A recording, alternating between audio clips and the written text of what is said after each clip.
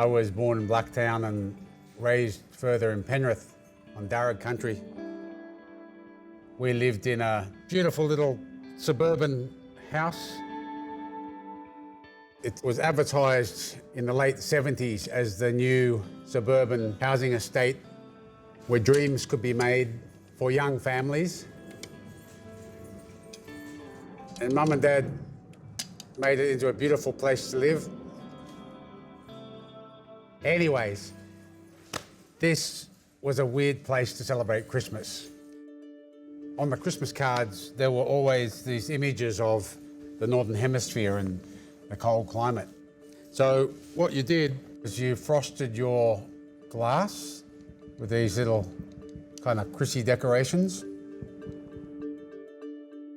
The problem was, in Penrith, it was blazing with this incredible heat. It's about 33 degrees. So the air conditioner on the side of the house worked overtime, cranking away to try and keep the house cool.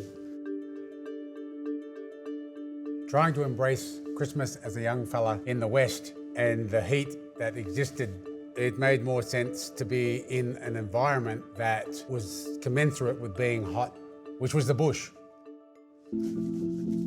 One year, at about the age of 7, Dad decided to take us back to country New South Wales and a place called Orange.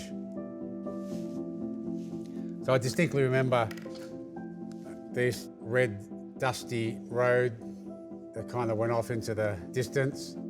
We visited Dad's cousin, Kerry, and he lived in a really gorgeous setting. I just remember, for as far as the eye could see, were these natural, beautiful landscapes, and just had even termite mounds coming from the ground.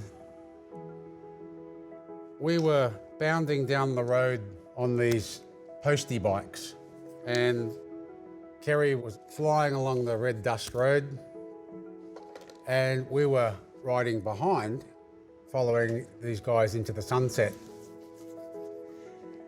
And Dad then pointed out to the side, there was a mob of kangaroo hopping, seemingly racing us, at least keeping up with us, or we were keeping up with them. And what completely blew my mind was that right in the middle of the mob of red kangaroos was a white one, or a migloo, as they often say colloquially in Aboriginal Creole, so for the white animal. And this majestic creature is bounding along next to us, and I just couldn't believe my eyes. I thought, there's something magical. I'd all of a sudden wondered if this was what Australian Christmas was meant to be. A white kangaroo in a bush landscape, had we arrived to a quasi-North Pole.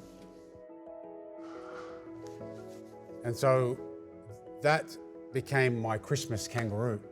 And I understood at a young age that Dad had taken me on a Christmas Mecca, if you will.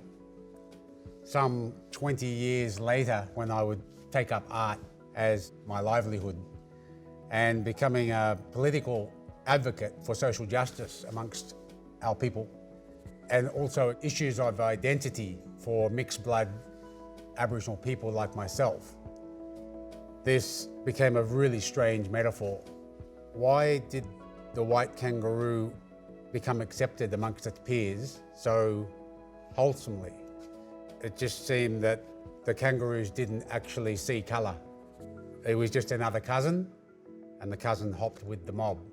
That became a beautiful thing for a young mind to embrace, and it's something that obviously has remained imprinted on my mind to be able to tell this story for you today.